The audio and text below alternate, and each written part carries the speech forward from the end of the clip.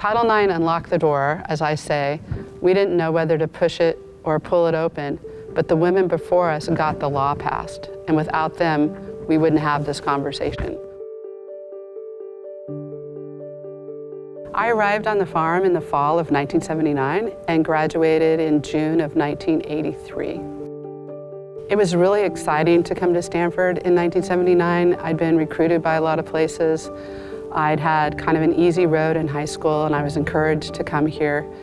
And from the moment I set foot on campus, I felt like it was home, but I also felt like I would be challenged for the first time in my life.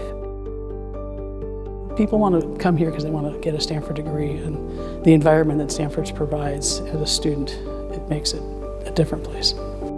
This is I still say, the best academic, athletic university in the country. They're just phenomenal people, and what they put their mind to. And some take some years off, and some people did some. We had a girl who went to the Peace Corps for a while. She's now a doctor. So it's just, they all have different paths, but they came here for the right reasons, and they all fit. I do think that the drive for excellence does go hand in hand between academics and athletics.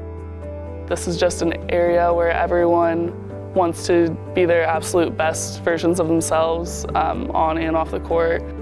Being around these incredibly empowered, strong young women is maybe the best part of it, my favorite part of the job.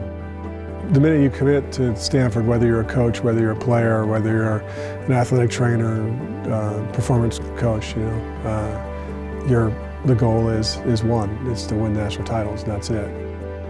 Only competitive people want to be a part of that. Only people that want to achieve at a high level want to be a part of that. My teammates, doctors, lawyers, anything that you can name, they played volleyball at a high level, and they competed in the classroom. Like, that's pretty much what you had to do. I found my experience really rich, but it was hard because we didn't have any role models. Well, in 1972, I was a college basketball player, and I was pretty oblivious to that. We didn't have women's sports.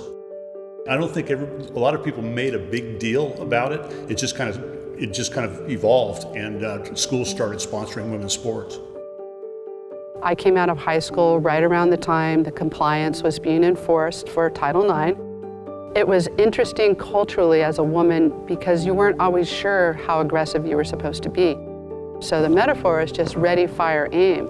Get ready, take your shot, and if it doesn't work, recalibrate your aim, go for a slightly different direction, pivot, take another shot. And what happened was we became pretty fearless. On the volleyball court, we figured out what the defense would give us. And yet, when you're off the court, you can be any kind of woman you want to be. They're just good problem solvers because they want to achieve, and they're not going to have anything get in the way of that achievement. And that's been, I think, one of the things that you've seen for a long time with Stanford athletes in general, and especially the volleyball program. Right off the bat, when I came to Stanford in 1980, the fall of 1980, the wheels were already turning. We were involved in a lot of fundraising, and it was really great to see all the people that were out there that were so enthusiastic about women's sports. When I got here, we had a recruiting budget of $5,000. The ironic story is the first major tournament I went to nationally, I got to go because women's basketball made it to the 1981 Final Four. So I actually flew with the basketball's budget, and then after that we slowly got more money to recruit nationally because we felt to be successful in the world of volleyball in the country, we had to get more national kids.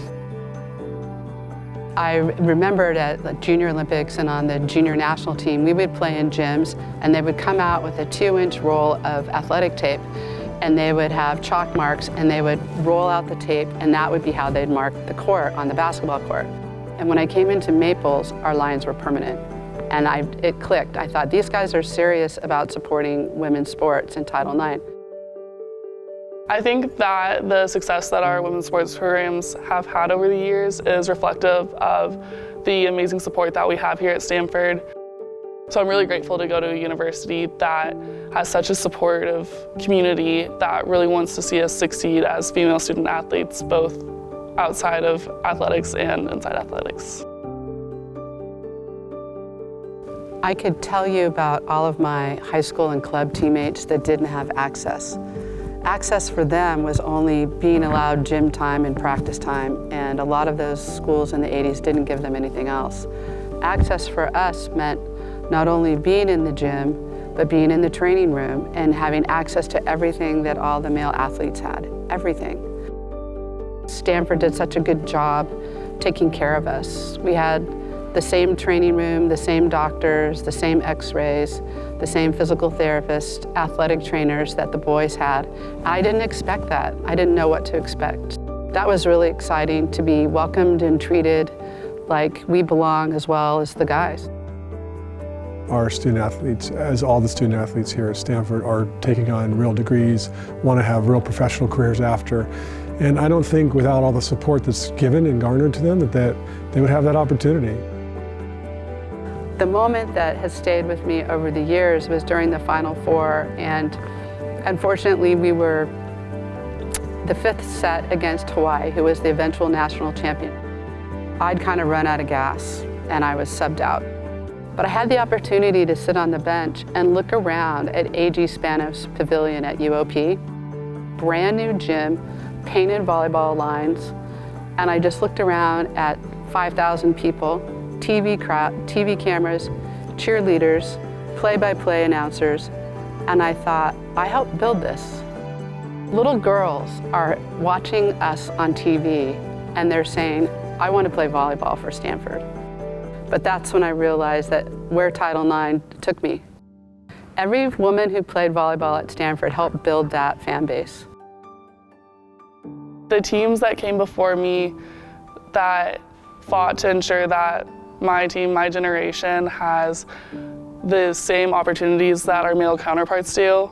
I couldn't possibly thank you enough for the effort that you put forth and the sacrifices you made. I obviously wouldn't be able to be here and have the opportunities that I have now if it weren't for you. I think the best way to show my gratitude is to continue to fight for equality and make things better for generations and teams to come.